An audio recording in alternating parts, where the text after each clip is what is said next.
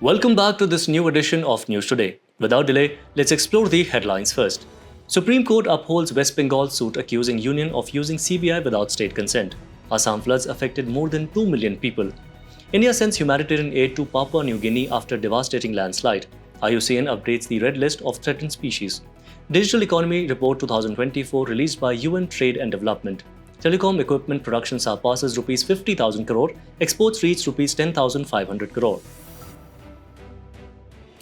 In our first news, we have some interesting news from the Supreme Court, which has upheld West Bengal's suit accusing the Union of using the CBI without state consent. Let's dive into the details. West Bengal accused the Union of constitutional overreach and violating federalism by employing the Central Bureau of Investigation without the state's prior consent.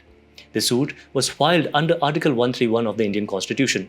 Now, Article 131 is quite important as it deals with the Supreme Court's original jurisdiction in disputes between the centre and one or more states. The crux of the matter lies in the fact that the CBI needs to obtain the consent of the state governments before it can investigate a crime in a particular state. This power of consent is governed by the Delhi Special Police Establishment Act of 1946. The consent of the state can be either general or case-specific. In the case of general consent, the CPI is not required to seek fresh permission every time it enters a state for an investigation or for every case. However, West Bengal withdrew its general consent in 2018. Interestingly, many other states such as Punjab have also withdrawn their general consent. But there are exceptions to this general consent. The Supreme Court and High Courts can order the CBI to investigate a crime anywhere in the country without the consent of the state. Also, consent does not apply in cases where someone has been caught red-handed taking a bribe. For specific consent, the CBI would have to apply to the state government for each case. So what does this all mean? Essentially, it's a significant reaffirmation of the balance of power between the state and central government, emphasizing the importance of mutual consent and cooperation in investigations. In conclusion, this ruling underscores the delicate balance of federalism in India and the need for cooperation and respect between state and central authorities. Ahead in the news, we turn our attention to the devastating floods in Assam, which have affected more than 2 million people. This catastrophe underscores Northeast India's significant vulnerability to the flooding. But why is this region so prone to such disasters? Let's explore the reasons and discuss some potential solutions. First, let's talk about river instability. The Brahmaputra and the Barak rivers are notorious for being braided and unstable. This instability is due to high sediment charges, steep slopes, and transverse gradients, making the rivers unpredictable and dangerous during heavy rains. Next, consider the geology of the area. The entire region lies within a seismic zone, and periodic severe earthquakes add to the river's instability. This geological factor further complicates the flooding situation. Hydrometeorology also plays a crucial role. The drainage areas of the Brahmaputra and the Barak rivers are often hit by cyclonic storms originating in the Bay of Bengal, especially towards the end of the monsoon season. These storms bring excessive rainfall, exacerbating flood conditions. And then there is climate change. Although overall rainfall in Northeast India is decreasing, some areas have seen an increase in rainfall intensity over the past 30 years. For instance, districts north of the Brahmaputra and Assam have experienced more intense rainfall, contributing to the flood woes. Drainage congestion is another critical issue. Heavy rainfall of short duration, combined with high flow levels in the main rivers, prevents rainwater from draining quickly into the riverbed. This leads to the waterlogging and severe flooding. Let's not forget the anthropogenic factors. Construction, encroachment of river bodies, and embankments obstruct natural water flows, causing further drainage congestion and worsening flood conditions. Now, what can be done to enhance the flood resilience of Northeast India? Here are some recommendations. First, increase the river water holding capacity by dredging. This can help manage the high sediment loads and reduce flooding. Next, implement flood zoning of rivers according to flood frequencies. This can help in planning and mitigating the impact of floods. Setting up modern weather stations in the upstream catchments of all dams in the northeast is crucial. These stations can provide accurate and timely weather data, aiding in better flood management. Strengthening flood protection structures is also essential. Many existing structures are very old and need urgent upgrades to effectively protect against floods. Finally, focus on afforestation and rejuvenation of wetlands. These natural solutions can play a significant role in managing floodwaters and enhancing the region's resilience. In conclusion, the Assam floods are a stark reminder of the region's vulnerability to natural disasters. In our next news, India has sent humanitarian aid to Papua New Guinea following a devastating landslide. This action underscores India's commitment to the Forum for India-Pacific Islands Cooperation Partnership. Let's take a closer look at the Forum for India-Pacific Islands Cooperation or FIPIC. Formed in 2014, FIPIC is a multinational grouping designed to foster cooperation between India and 14 Pacific Island nations. These nations include the Cook Islands, Fiji, Kiribati, the Marshall Islands, Micronesia, Nauru, Niue, Samoa, the Solomon Islands, Palau, Papua New Guinea, Tonga, Tuvalu, and Vanuatu. These islands are categorized into three major groups: Melanesia, Micronesia, and Polynesia. The primary objectives of FIPIC are to facilitate trade and investment through business exchanges and other collaborative efforts. This initiative is a manifestation of India's Act East policy, Indo-Pacific policy, and South-South cooperation. Furthermore, it is driven by the presence of a sizable Indian diaspora in Fiji and Papua New Guinea. The significance of FIPIC for India cannot be overstated. Economically, the large exclusive economic zones of these islands are rich in natural and mineral resources, including natural gas. Geostrategically, these islands play a crucial role in expanding India's influence in the Indo-Pacific region, aligning with the vision of a free, open, and inclusive Indo-Pacific. This is also a strategic move to counter China's growing influence in the region. As India enhances its naval capabilities, these islands are becoming increasingly significant in India's broader maritime strategy. In conclusion, India's recent humanitarian assistance and disaster relief efforts to Papua New Guinea showcase its dedication to the FIPIC partnership, emphasizing the importance of mutual support and cooperation. Ahead, we are diving into the latest updates from the International Union for Conservation of Nature Red List of Threatened Species.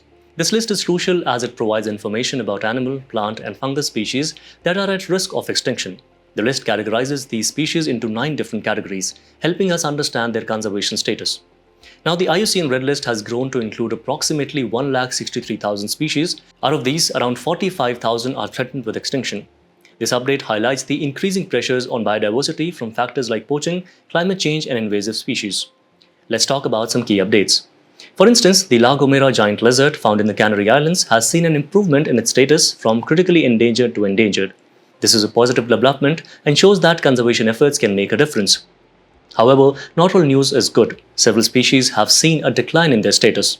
For example, the Copiapua cacti, which are ornamental and endemic to the Atacama coastal desert in Chile, now have 82% of their species at risk of extinction. These cacti face threats from illegal trade and oceanic fog that hinders their reproduction.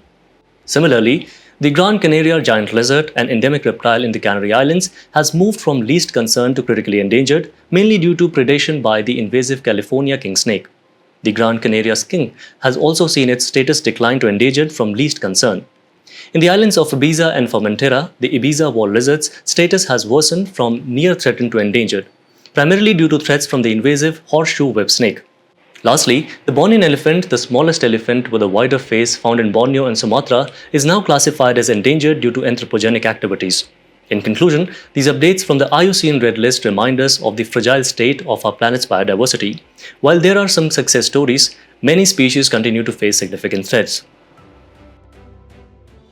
Ahead in the news, the United Nations Conference on Trade and Development has released the Digital Economy Report 2024, emphasizing the urgent need for sustainable strategies throughout the digitalization life cycle to ensure an environmentally sustainable and inclusive digital future. The report highlights a significant increase in internet users, growing from 1 billion in 2005 to 5.4 billion in 2023. However, the surge in digital connectivity comes with an environmental cost.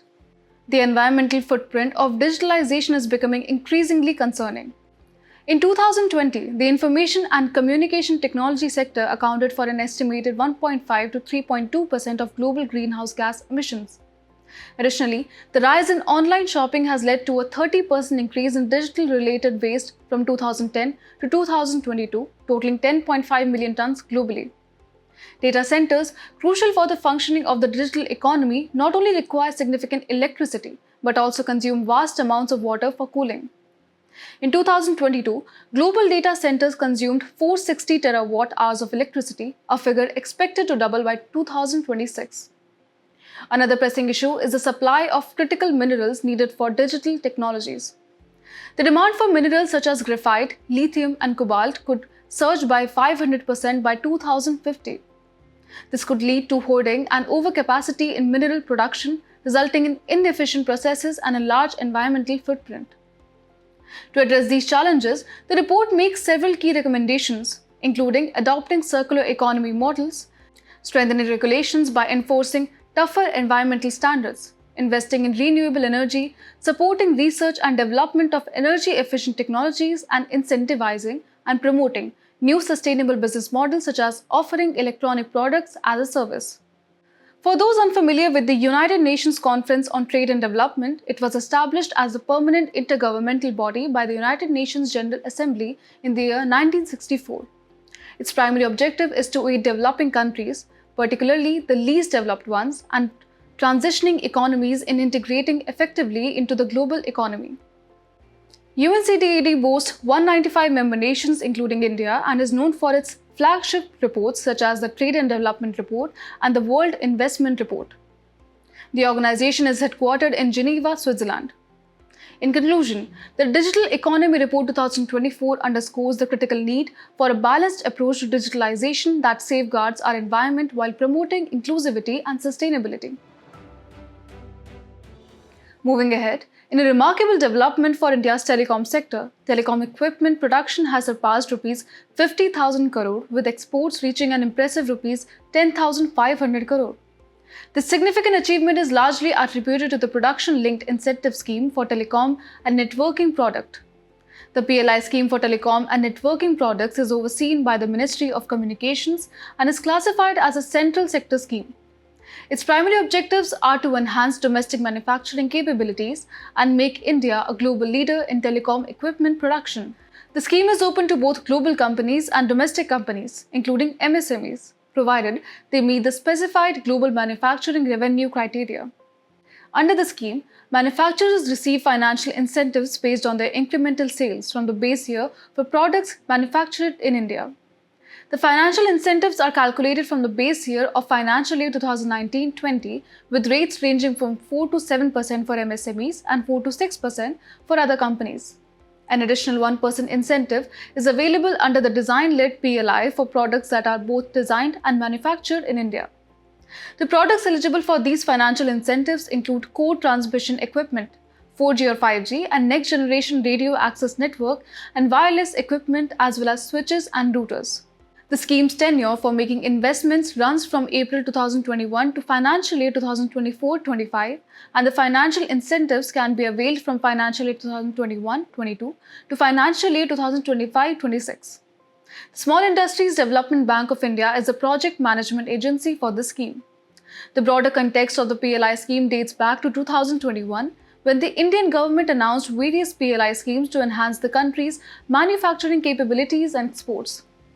These schemes cover 14 sectors including mobile manufacturing and specified electronic components, automobiles and auto components, pharmaceutical drugs and specialty steel. The schemes have been notified by the respective ministries and departments. In conclusion, the success of the PLI scheme for telecom and networking products highlights India's growing prowess in manufacturing and the positive impact of government initiatives on boosting the country's industrial capabilities. In today's Place in News, we will talk about Austria with its capital Vienna. It is in news as the Indian Prime Minister recently visited Austria. If we talk about its political features, then it is a largely mountainous, landlocked country of South-Central Europe. It shares its borders with Germany, the Czech Republic, Slovakia, Hungary, Slovenia, Italy, Switzerland, and Liechtenstein. Looking at its geographical features, its mountain range are Alps. Its largest lakes are Lake Constance and Neusiedler Lake. And lastly, its major river is Danube. As we conclude today's main news, let's have a look at some quick updates.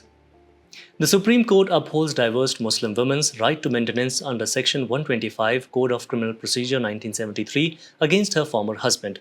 Section 125 of CRPC is the law that governs maintenance of destitute wives, children and parents. CRPC has been replaced by the Bharatiya Nagrik Suraksha Sanhita.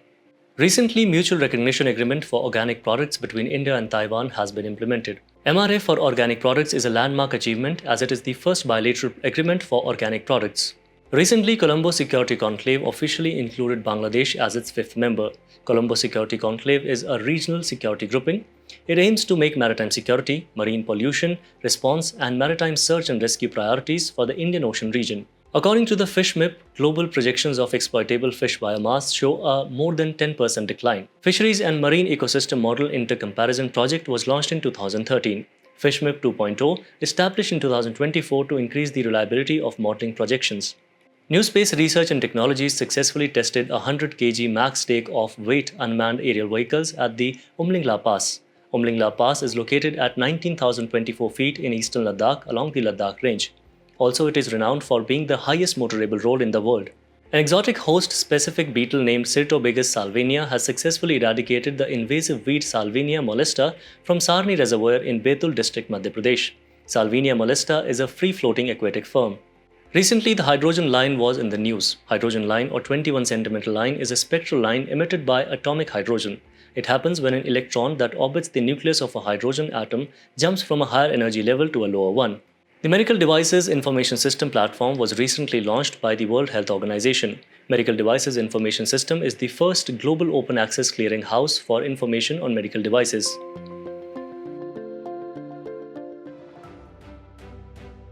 Before we wrap up today's bulletin, it's time to put your knowledge to test in today's segment of Test Your Learning.